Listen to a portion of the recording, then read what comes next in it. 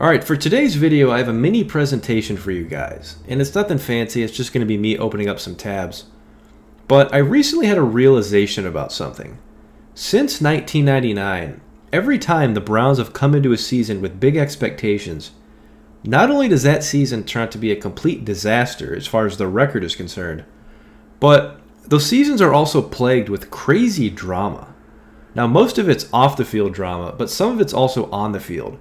So what I'm going to do is I'm going to highlight every season the Browns had big expectations. So 2003, 2008, 2019, and 2021. I'm going to highlight one by one all the crazy things that happened. Because once it's all laid out, you should be in awe that we've been this dysfunctional. So anyway, let's get started.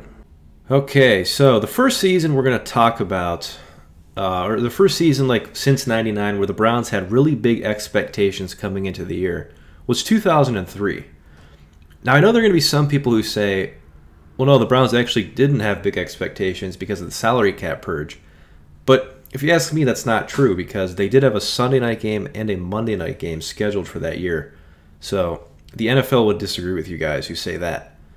But anyway, 2003, right off the bat, we have a big story, a big controversy. And speaking of controversy, it is a quarterback controversy involving Tim Couch and Kelly Holcomb. Let's turn up the brightness here.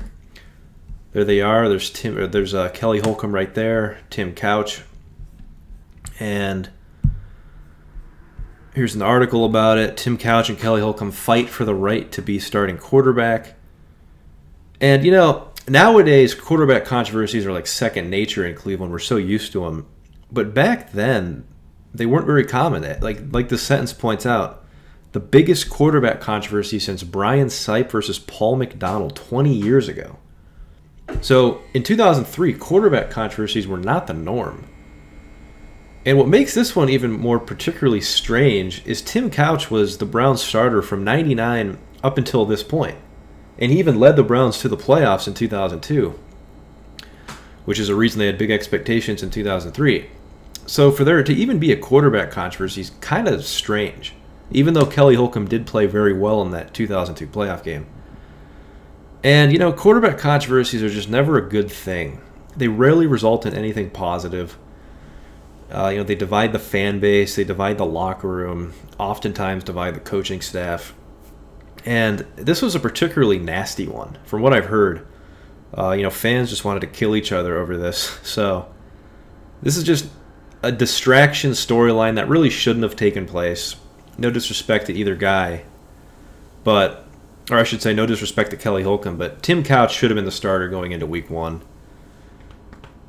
Or at least they should have had a better plan because it was just back and forth, and it just resulted in a disappointing 5-11 season for the Browns in 2003. So anyway, that's the first kind of nonsense storyline, or bizarre distraction, whatever you want to call it, storyline from 2003. The next one, Kevin Johnson gets abruptly cut by the Browns. Kevin Johnson, as you see right here, was the Browns' most productive player on offense up until this point. He was essentially a first-round pick in 1999. I think he was the first pick in the second round. And for whatever reason, here's the article, gets cut midway through the season. Just a very bizarre, strange move. It sent shockwaves throughout the Browns locker room and throughout the city of Cleveland. And a quote from this article that kind of stands out from Quincy Morgan. It's very strange, he said. And indeed it was very strange. You just don't see that very often, where your best player gets cut in the middle of the season. Just an odd thing. Now, it did happen this year with OBJ, but the Browns really had no choice with that. I mean, he was probably going to have his dad post endless videos until the Browns cut him, so they didn't really have a choice there.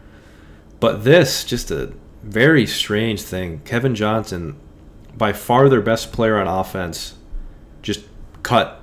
They get nothing for him. Bizarre. Very bizarre. All right, the next bizarre thing to happen involves William Green. William Green was the Browns' first-round pick in 2002. There he is right there. I guess you could call him the star running back of this team. And he ends up getting a DUI and is charged with marijuana possession, which back then was a bigger deal. Nowadays, who cares? But just another distraction, bizarre thing to happen to a team that was supposed to do big things in 2003. Let's see, what sentence matters the most? I guess the first one. It was revealed Wednesday that Cleveland Browns running back William Green was arrested Monday night on a drunk driving charge, or driving under the influence charge. I don't think this article talks about the marijuana charge, but that was also, although there it is, right there. But that was also part of it. So again, just a non-football related story, distraction, just a bizarre thing to happen. And it takes me to the next story from 2003, which again involves William Green. His fiancée is held for stabbing Green in the back. His fiancée was arrested on felonious assault and domestic violence. Now, this is more personal, so I'm not going to spend that much time on it. But still, it's just a strange thing to happen. Another bizarre thing to happen to the Browns in a season where they have big expectations. So to review, William Green's fiancée gets in trouble for... was this attempted murder? I mean, it could be interpreted that way. That's just insane. But anyway, that should do it for 2003. Let me see. Yeah, that's it for 2003. Now, by the way, 2003 is going to seem tame as we move on. As we move on through the other years, 2003 will seem very mild compared to 2008, for example, which is up next. All right, so moving on to 2008. We'll get to this in a minute.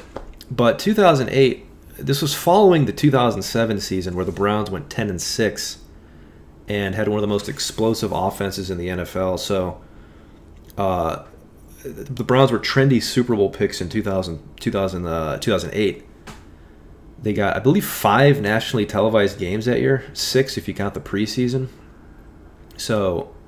Yeah, like I said, they were a trendy Super Bowl pick by some writers around the NFL. And right off the bat, we have a distraction storyline, another bizarre storyline. It's a quarterback controversy yet again between Derek Anderson right here and Brady Quinn right there. Here's an article about it. Brady Quinn and Derek Anderson are both the victims of gutless leaders. This sentence kind of sums the whole saga up. The soap opera that is the Cleveland Browns quarterback controversy has really taken on a life of its own. It really has divided the city. How did it come to this? And again, like I said about Holcomb and Couch, this was a particularly nasty one. The fans were pretty brutal to Derek Anderson. And the reason I say it's strange is because Derek Anderson won 10 games in 2007, got a pretty decent contract extension, but... so there should have been no quarterback controversy, but sure as shit, 8 games through the season, Derek Anderson ends up getting benched for Brady Quinn, and Quinn really didn't do much, except for his first start against Denver, which was pretty nice. Pretty nice performance. Not much happened here. Both quarterbacks were gone after 2009, and again, just... a nonsense story, distraction story that shouldn't have happened. All right, our next story from 2008, or our next bizarre story, I should say, is Joe Jurevicius, who is pictured right there. Gets a staph infection before the 2008 season, misses the entire season, ends up getting released, and then ends up suing the Browns. And I want to say 2009 or 2010. So Joe Jurevicius, I shouldn't say star receiver, but very talented player, led the league in third down receptions in 2007. And never ends up playing it down for the Browns again after 2007. And it's the result of a staph infection. Here's an article that talks about it. Jurevicius sues the Browns over staph. And it just, to never play another down after that 2007 season is just such a Cleveland thing to happen. And another bizarre storyline. And that takes me to our next storyline, our next bizarre one. Involving Kellen Winslow. Kellen Winslow, pictured here. Surprise, he also got a staph infection. And I want to say, yeah, I think it was leading into the Washington game in 2008, which I think was week 7. He ends up getting a staph infection, criticizes the Browns organization because he feels like they didn't support him enough. In fact, I'll find the quote somewhere. Yeah, Winslow's biggest criticism of the Browns was he never heard from Phil Savage. Here's the quote, "But I never heard from the main man, Phil Savage, and that really disappoints me. Sometimes I don't even feel a part of this team." So another non-football related storyline. Another distraction in Berea. Star, and by the way, I kind of refrained from calling Joe Jurevicius a star, but Kellen Winslow was a legit star for the Browns. And even in the NFL, I'd say for a small window, I'd call him a star. So, it's just a strange thing to happen, calling out the entire organization. But that takes us to our next bizarre thing, involving Jamal Lewis. This is Jamal Lewis right here, standout running back in the NFL for the Ravens and later the Browns. He accuses his fellow teammates of quitting after I want to say, Week 10 game against the Broncos. Jamal Lewis said he felt like some players on the team quit. And that is not something you hear very often, where a teammate accuses his other teammates of quitting, at least not publicly. You don't hear that very often publicly. And let's see. Here it is. In the aftermath of the Denver game, which Cleveland lost after giving up 21 fourth-quarter points, Browns running back Jamal Lewis was the first to bring up the subject of quitting. And funny enough, I didn't even know this. I just learned this reading this. Josh Cribbs also said the team quit. So it wasn't just Jamal Lewis. You got 2 star players accusing the team of quitting. So, again, not something you see very often around the NFL. And just again, the theme of this video, bizarre things happening to the Browns when they have high expectations. Moving on. Oh, I had these out of order. This is Browns general manager Phil Savage. That's who Kellen Winslow was talking about. But anyway. Oh, no, I had it right. Okay, my bad. My apologies. So this is Browns general manager Phil Savage. And he gets caught up in the next crazy storyline. And this is where, this is like the Mac Daddy of them all for 2008. Cleveland Browns general manager Phil Savage uses profanity in email to fan.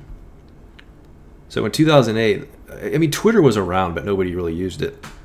So I guess email was still the way fans contacted players or coaches or front office people. And one fan, I guess, was really giving it to Phil Savage. And Phil Savage responds with, "Go root for Buffalo, F you." Just so ridiculous. The weird thing is the Browns won this game, so what's he upset about? I could kind of see that happening after a loss, like you let the emotions get the better of you. But they won the game. So what are you doing emailing fans? So just again, this is an embarrassment. You're the general manager of your team swearing at fans through emails. Just another bizarre thing that happened to the Browns. And that takes us to our next story. This involved Sean Smith, defensive tackle, and Brady Quinn, who was a quarterback. Sean Smith there, Brady Quinn there. Smith-Quinn fight confirmed. So, sometime during the week, Sean Smith got into a fist fight with Browns quarterback Brady Quinn. And, let's see. Here it is. After a verbal altercation between the two, Smith punched Quinn in the face, and as Darnell Dinkins said, we're told Quinn has a mark on his face. This is just like the epitome of dysfunction, just absolute chaos. in the locker room, a defensive lineman taking swings at the quarterback. Again, just things you don't see around other teams in the NFL. And that's going back to the picture. There's Sean Smith, Brady, Quinn. Sean Smith had Derek Anderson's back. I do remember that. So it'd be interesting to see what led to that. You know who would know that is Andre Knott, because I'm pretty sure he's pretty close with Sean Smith. So Andre, if you're watching this, please comment below or tweet at me or something. Give me the deets on this story. But anyway, the next bizarre thing to happen in 2008.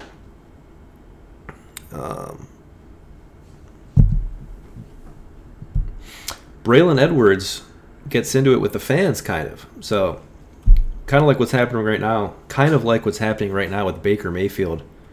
Braylon Edwards, who is star receiver for the Browns, is pictured right there. He gets into it with the fans a little bit and says the fans have been booing him because he's from Michigan.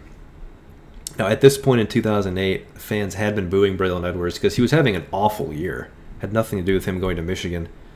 But he was really convinced it's because he's from Michigan. Here's the quote. If I can highlight it. All right, it's not going to let me, but it is what it is. I've learned being here that I'm very unappreciated. Not in the organization, just in the eyes of the fans in the city. Since day one, I've been a marked man coming from Michigan.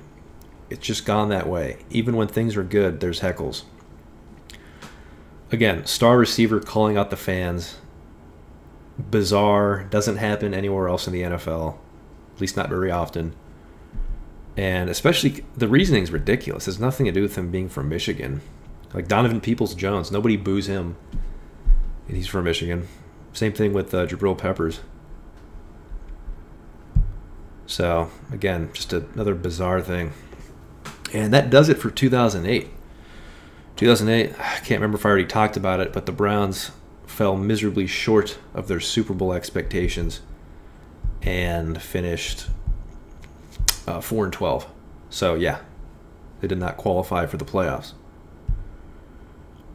And you can probably picture what I'm going to talk about next. That takes us to the next season where the Browns had big expectations coming into the year, 2019. So this was after 2018, Baker's rookie year, where Hugh Jackson gets fired at midseason, and the Browns just pick up so much momentum. They finished the year 5-3, I believe, and Baker should have won Rookie of the Year, but he was robbed. So coming into the year, the Browns add OBJ. They make some trades for some defensive linemen. So huge expectations. Just like in 2008, they're a trendy Super Bowl pick this year. And a ton of nationally televised games. But of course, just like 2008, they fall miserably short of the expectations. And, well, they finished 6-10 and did not make the playoffs. But anyway, the first bizarre storyline, and it's not just one, it's actually several. But Odell Beckham Jr. has several dress code violations. There were issues with his visor. There were issues with the watch he was wearing. He was wearing a watch he wasn't supposed to be wearing. And issues with his cleats. And I think there were even other things, but these are the ones I'm going to focus on. See if I have an article up here about it. Yeah, Odell Beckham Jr. forced to swap out Joker-themed cleats at halftime after he and Browns teammate Jarvis Landry violated the NFL dress code with colorful shoes. And here are the shoes, these clown shoes, just absolutely ridiculous. It just perfectly summed up the Freddie Kitchens experiment. Just no leadership and just absolute turmoil. By the way, if you haven't seen it already, you got to go watch that OBJ video I made. I was very disappointed by that view count. Because it was short, it was funny, and it just highlighted everything. Like, I thought for sure that would get, not viral, but I thought it would get at least, 50,000 views or something. Very disappointed by that, but anyway. So that's like the first bizarre thing from 2019. Moving on. And the next one, And this, like, I don't even think was Baker Mayfield's fault. But it's, if you'll recall the Richard Sherman Baker Mayfield handshake drama. Richard Sherman accused Baker Mayfield of not shaking his hand, but here's the video. He clearly shakes his hand. So again, I don't know what Richard Sherman's problem is. There's his tweet explaining it. I guess it wasn't a good enough handshake. Ridiculous. Now, this is not Baker Mayfield's fault, but I'm still going to call this a bizarre thing to happen because this doesn't happen very often where a player calls out another player for not shaking hands, especially when it actually happened. So even though this wasn't Baker Mayfield's fault, it's another non-football related story. It's another distraction, and it's just a bizarre thing that the Browns get caught up in a season where they have high expectations. Moving on, the Baker Mayfield Tony Grossi drama. Now, I'm not using OBS or anything like that, so the audio is going to be picked up from my laptop, so I don't know how this is going to translate. But I'm going to let it play here. No, stop saying but. I just told you the clock was running and we had a penalty. Do you want to give them the ball back? No, you don't play. You don't know it. That's just plain and simple. Was I happy with the drive? No, we didn't score points. It's the dumbest question you could ask. What? Jesus, bro. So Baker Mayfield gets into it with Cleveland local reporter Tony Grossi. And I remember at the time a lot of people sided with Baker. And I get Baker's frustrations, you know, when you're in the fire and everybody's coming at you like nationally and locally, it gets to you.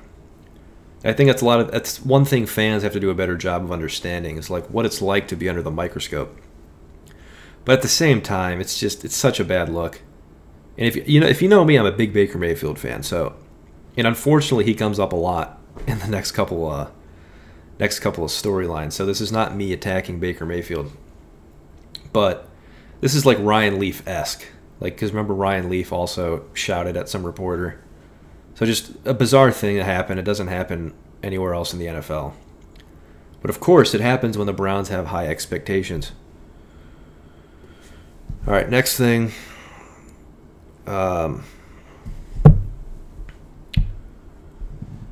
Browns safety Jermaine Whitehead threatens Cleveland radio personality Dustin Fox. So Dustin Fox criticized Jermaine Whitehead's tackle against the Broncos, I believe, in 2019. And Jermaine Whitehead responds with this. I'm not going to read it, but give you a chance to read that. And that's just crazy. Again, just doesn't happen anywhere else in the NFL. Very bizarre. Where a player threatens a member of the media. And it's just another blemish on the Cleveland Browns season that was 2019. Crazy. Absolutely crazy. Up next, we got... And this one, I don't even have to explain. This takes the cake for craziest of them all. Myles Garrett, Mason Rudolph, helmet incident. Again, I don't even have to say anything about this.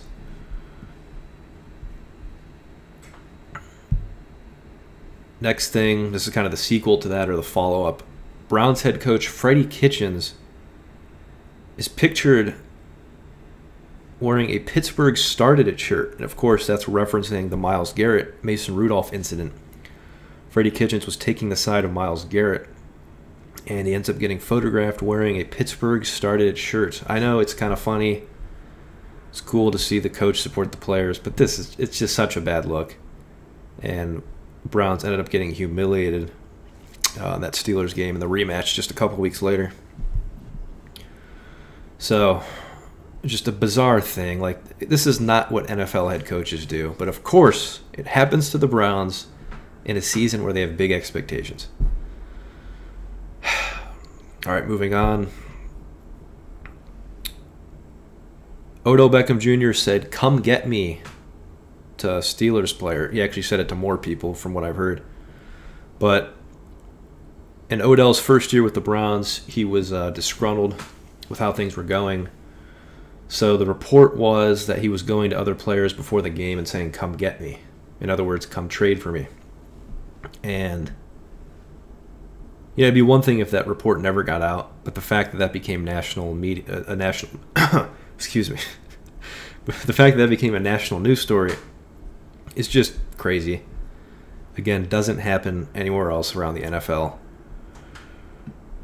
There's kind of the highlight of the article, just kind of repeats what I was saying, but another bizarre thing to happen to the Browns. Moving on. Kareem Hunt basically accuses players of quitting. This was after the Cardinals game in 2019. Very similar to Jamal Lewis in 2008, where a Browns running back accuses players of quitting. Kareem Hunt accuses fellow teammates of quitting.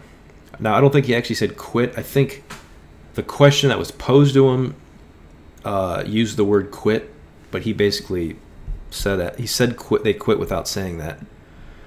Didn't leave 110% out there. And again, it's just not something you see very often. Players accusing their teammates of quitting. So a very bizarre storyline. Moving on here. Again, Baker Mayfield's at the center of this one. Baker Mayfield calls out Browns medical staff over handling of Odell Beckham's injury. I believe this is around the Cincinnati game in 2019, the first one. But Baker basically says, yeah, I'd say that wasn't handled right. He's not able to run as well as he should be able to, as well as he knows, and that's frustrating for him. So again, I don't think Baker meant anything by it, but it turned into a national story, kind of another embarrassing non-football related story. Just caused more dysfunction in the organization. And again, it's just stuff that doesn't happen anywhere else in the NFL. And again, I'm a big Baker Mayfield fan, so I hope, if by some chance he sees this, I hope he's not offended, but just stuff that doesn't happen around other organizations. But anyway, that does it for 2019. Like I said, 2003 seemed like a joke compared to 2008, 2019. These are like, you've been through wars. 03 was like just kind of it's a joke looking back. But anyway, moving on to 2021, the current season. And I'm not going to spend a ton of time talking about this year because it's still fresh in everyone's minds. And it's not even over yet, so we could be in store for a lot more. But the first bizarre storyline coming in 2021.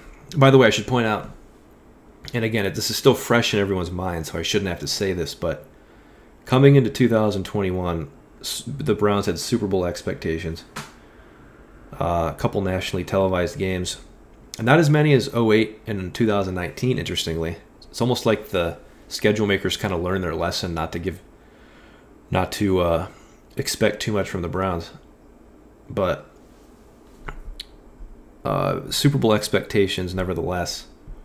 But of course, we're 13 weeks into the season, and basically so far it's been nothing but bizarre storylines and non-football related storylines.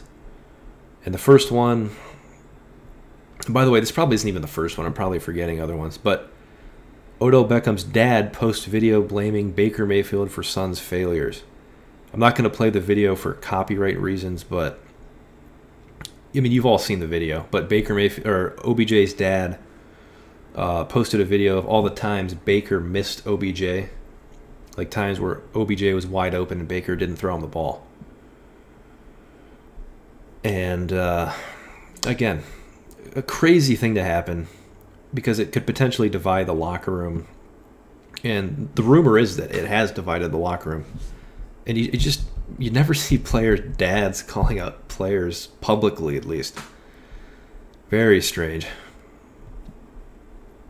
Next bizarre thing to happen. Myles Garrett calls out Joe Woods, the Browns' defensive coordinator. He says, we didn't make any adjustments on the sideline. And again, I think that was true in that game. I'm not really an X's and O's guy, so I didn't break down the film, but it sure seemed like they didn't make any adjustments. So he's definitely in the right here, but again, it's just not common where a player calls out a coach publicly. It doesn't happen. It's not good. It rarely results in anything good. And just not a good look.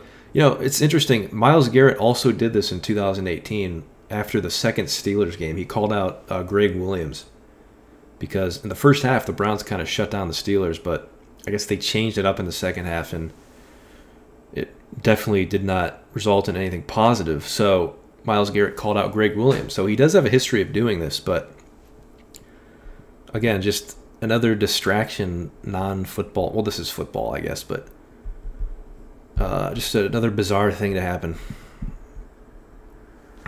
Where are we at here? All right, Baker Mayfield criticizes the Browns fans. So I'm going to play the audio again. I don't know if you're going to be able to hear this, but those are probably the same fans that won't be quiet while we're on offense and trying to operate, so don't really care. My guys know that. So Baker Mayfield basically calls out Browns fans for being too loud on offense, which must be true. He said that multiple times over the years. It must be true. But the timing of it, like when the season's kind of like in turmoil, it was just not great. And I think Dan Orlovsky said it best. Like, it's just never a good idea to start stuff with the fans. And it's just, again, it's not something you see very often around the NFL. Quarterback calling out the fans. So, again, just another bizarre thing to happen to the Cleveland Browns in a season where they had high expectations. And last but not least, Kareem Hunt's dad criticizes Baker Mayfield. So just like OBJ's dad criticized Baker, Kareem Hunt's dad gets in on the action. Ironically, it was also a social media post. Let's see if I can pull it up here.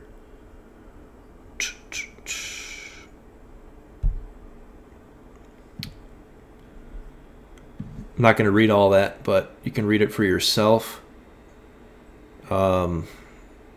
This wasn't as bad as OBJ's dad because Kareem Hunt's dad, I believe, later deleted this. OBJ's dad did not delete the video. He left it up. And this clearly isn't as personal as what OBJ's dad was doing. But still, a player's dad calling out the team's quarterback. Just crazy. It's amazing all the things that happened here. So that kind of, so far, kind of put a bow on the first 3/4 of this season. And that pretty much does it. Let's see where we're at here. Yeah, and like I said earlier, this season's not even over. So who knows what we're still in store for. I'm hopeful we can turn it around, but I'm not expecting too much, especially when you look at the schedule. But I hope I'm wrong. I hope we finish 10-7 or 11-6 and squeeze into the playoffs and have a fairy tale ending to what's been a very chaotic season so far. But anyway, that's really all I have for this video. I was trying to keep this to under 15 minutes, but it went a lot longer than that. So what happens when you start talking about Browns history, you just start rambling. I do want to clear up one thing. I know there's going to be certain fans out there who are going to call me a hater, and they're going to say, I'm just capitalizing on the Browns being bad for views or whatever. It's not what I'm doing at all. I can't stand those kind of fans. Like, everything has to be rosy, and that's not what I was doing. I just think it's really interesting how every time this team is at expectations, just shit hits the fan, for lack of a better phrase. And I wanted to point it out because it's really weird. And if there's any Browns fans, or Browns players watching this, seriously, pause and reflect. What goes on in the facility in Berea? What's in the air in there? Why does all this crazy stuff happen? There's got to be some reason. Maybe it's just a stigma. Maybe it's because of videos like this. People just, or the players get in there and it's too much. But anyway, it's going to wrap up the video. Please hit subscribe if you haven't already. Please follow me on Twitter. Please follow me on Twitch, because I want to start streaming on there eventually. That's where I want to start streaming full time. My goal is to get 100 followers and then I'll go there full time. And also, please consider supporting me on Patreon. With that, I'm Ramen Robbie, and thanks for watching.